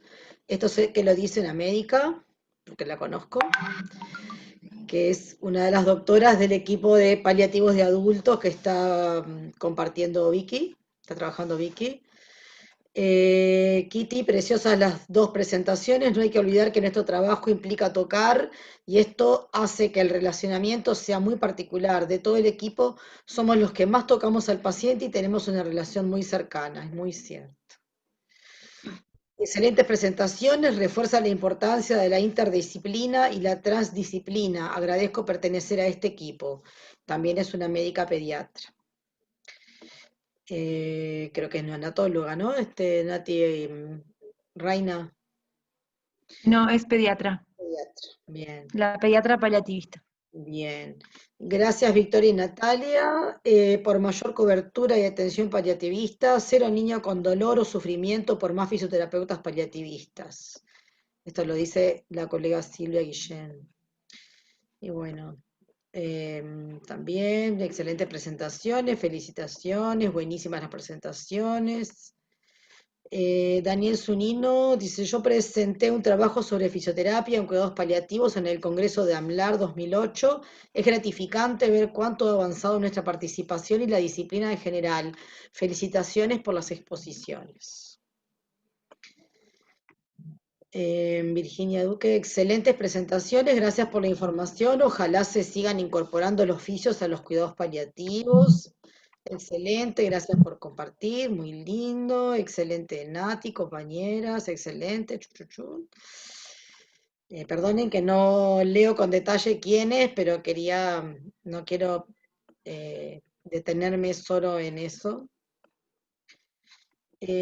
Acá quiero rescatar uno, dice, es emocionante escucharlas y yo estaba pensando hace un momentito, yo participé en un par de charlas de cuidados paliativos y una de las cosas que más me llamó la atención del principio, después me acostumbré, es que es gratificante, ¿no? Cuando uno está trabajando solamente pensando con el chip de la rehabilitación y mejorar y mejorar y mejorar, cuando uno trabaja en un acompañamiento para los últimos días, que eso sea gratificante, a veces cuesta entenderlo, ¿no? Pero cuando uno escucha al equipo, la verdad que da gusto.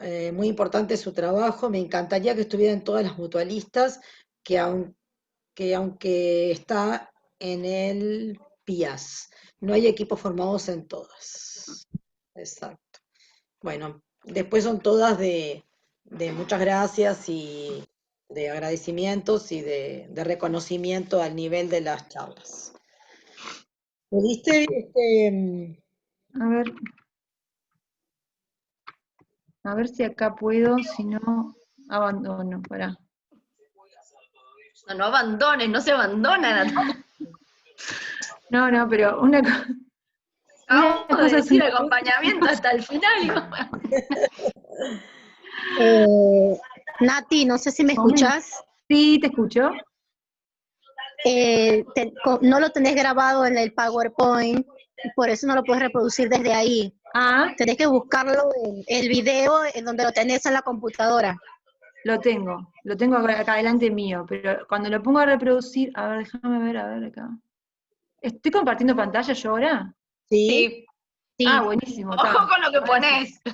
No, está limpita la computadora. A ver, ahí lo ven. está todavía. Está abriendo. Está por abrir. ¿Hace cuánto que está así?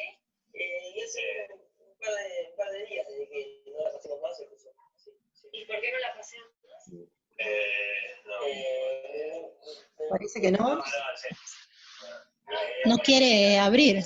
Bueno, ¿No? no te preocupes. Reproducir se va. Yo lo estoy viendo, no sé por qué ustedes no lo ven. Pero bueno, chicas. Si quieren lo vos estás podemos... compartiendo pantalla. Sí, es raro. Tienes que elegir compartir esa pantalla del video y no la que estamos viendo, que es una carpeta. Sí, claro. Pero cuando Cuando la abro, la no abre, no. Tiene una inflamación. Una infección. Sí, bastante importante. si quieren lo podemos colgar en algún lado. Lo colgamos luego, yo se lo paso a Ana Inés y lo colgamos Y lo colgamos en YouTube. en YouTube o algo así para que lo vean. Igual está público, pero para Ahí que está, tengan sí. acceso, Eh, está lindo para ver a eh, las compañeras trabajando ahí. podemos abrir a todos los micrófonos, ¿no? Y a ver si alguien quiere hacer alguna Ahí pregunta, está. alguna duda. El que quiera utilizar el sistema del chat de levantar la mano.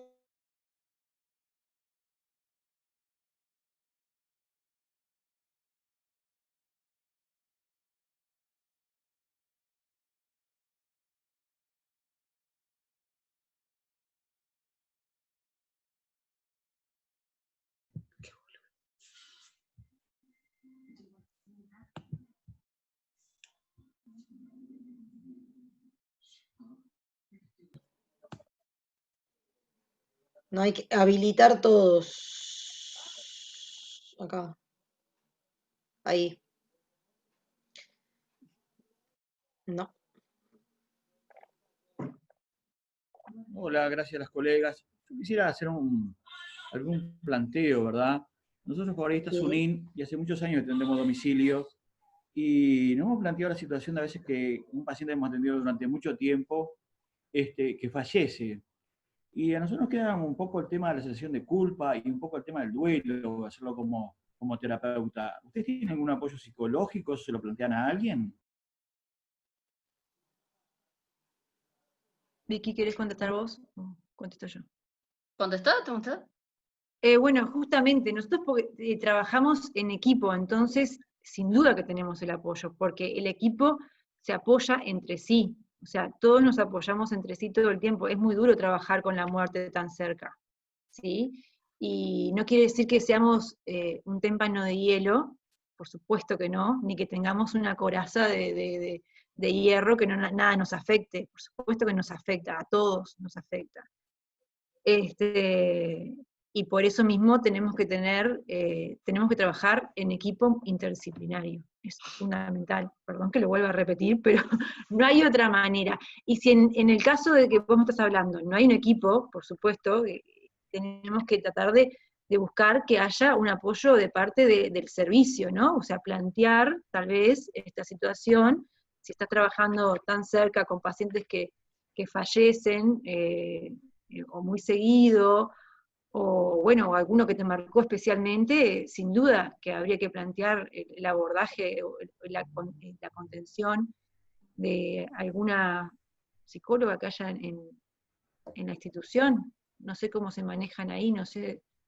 Sí, nosotros no tenemos ningún equipo, trabajamos de forma individual en domicilio y bueno, nos apoyamos a veces en un caso extremo de comentárselo a algún compañero y bueno, y salir adelante prácticamente solo. tristemente el trabajo multidisciplinario no existe en esta zona nuestra, ¿verdad? No sé el resto del país, pero eso que ustedes plantean de todo ese equipo, no está Igual, ahí. mirá que incluso en Montevideo hay muchos lugares que no existe el equipo y tampoco existe esa contención, lamentablemente. O sea, obviamente sería el ideal, porque como yo dije cuando hablé del equipo, esas reuniones también son parte de desahogo del equipo mismo, ¿no? El equipo obviamente es humano y hay pacientes que, como dijo Natalia, te tocan más que otros por distintas circunstancias. Pero sí, si no, como dijo Natalia, sí hay que buscar ayuda de alguna otra forma. Es lo más difícil. Y bueno, en este caso que tú nos estás comentando que no hay, bueno, tal vez empezar a ponerlo en palabras y a solicitarlo o a exigirlo un poco más también, porque es una obligación del prestador de salud tener cuidados paliativos y tener un equipo sobre todo, pero bueno, por ahí no vas a empezar de entrada, no en todos los servicios de salud, instituciones de salud, de entrada conforman un equipo de cuidados paliativos para trabajar con los pacientes de cuidados paliativos. A veces empieza a poco, a veces primero es un médico, una enfermera, una psicóloga que trabaja con algunos médicos, y de a poco se empieza a conformar el equipo, pero tendría que ser o sea, es una obligación, tendría que ser algo que existiera ya, o que por lo menos estuviese en vías de desarrollo en todas las instituciones. O sea que ustedes lo podrían demandar, si quieren, demandar en el sentido de pedir, ¿no? O sea, pedir un poco más y solicitar más, porque es fundamental, el trabajo es súper difícil y por más que está bueno que ustedes lo hablen entre ustedes, porque es por lo menos ponerlos en palabras, no quedártelo tú para ti solo, ¿sí? No es lo mismo tampoco. Cuando uno lo habla, lo saca, todo está bien, está bueno, pero tener el apoyo de un psicólogo que es el especialista en este tema y te va a dar contención, es diferente. Y te va a dar herramientas, ¿no? Gracias. No, por favor, gracias a vos. Tenemos a Mariana Lima. Mariana. Hola, buenas noches. ¿Qué tal? Yo soy estudiante de la licenciatura, estoy en tercer año, y en realidad les quería consultar si tienen una estadística o alguna referencia de a cuántos pacientes está llegando y a cuántos no, también.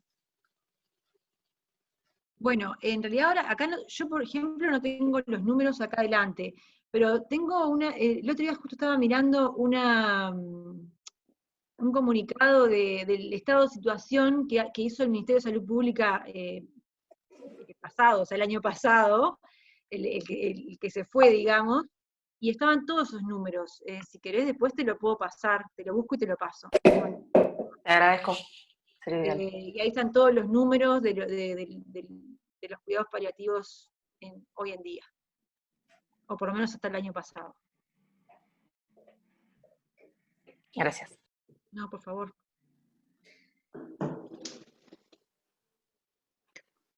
¿Alguna otra consulta? ¿Algún aporte?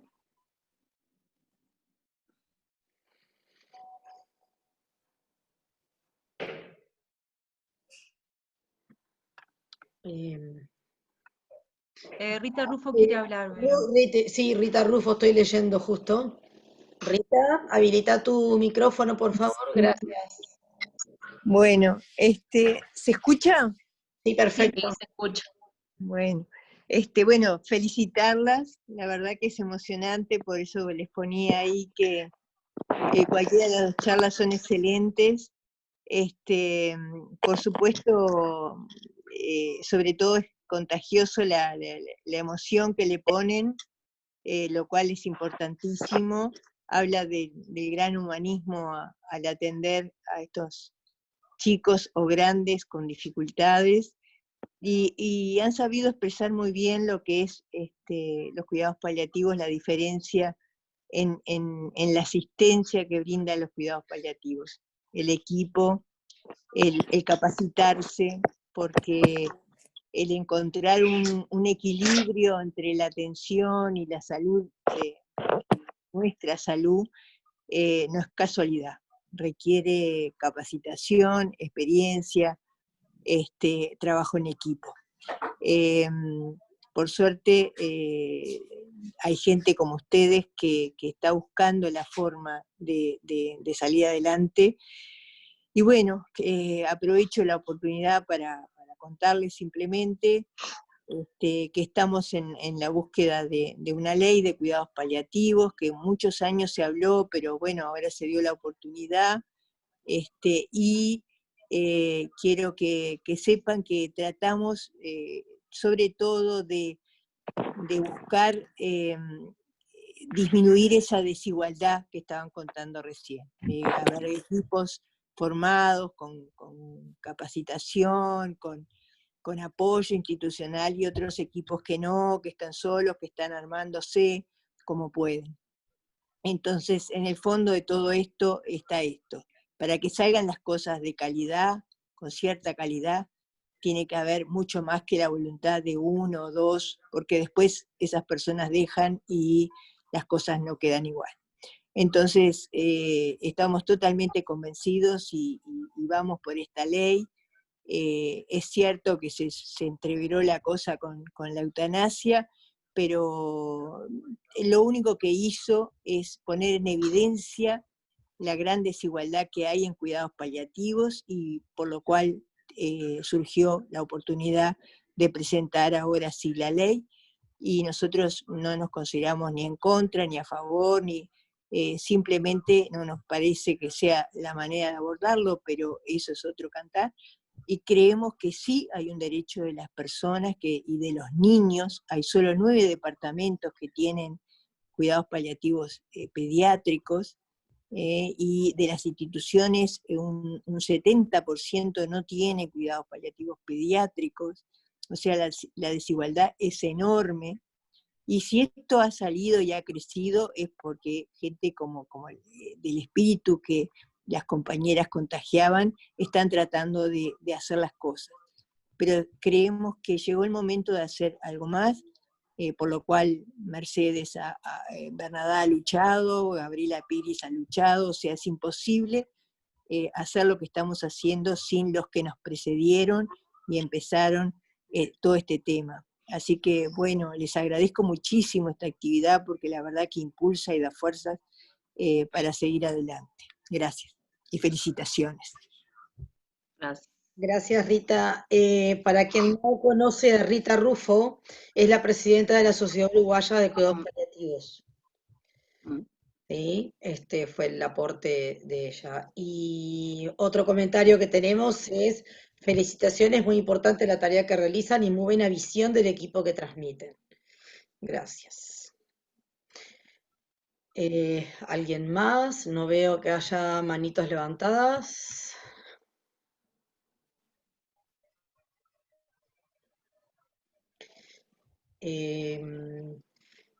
Bien, no sé, Victoria, Nati, si quieren agregar algo más.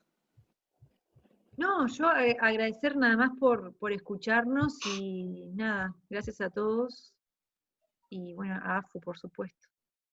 Un comentario más, Claudia Dalmas. Soy de Colonia, y después de haber participado del curso básico de cuidados paliativos a través del equipo de Pereira Rosell, que el equipo de Pereira Rosell nos brindó, estamos trabajando para formar un equipo de paliativo. Muy enriquecedor el trabajo en equipo interdisciplinario. O sea que Colonia va por más.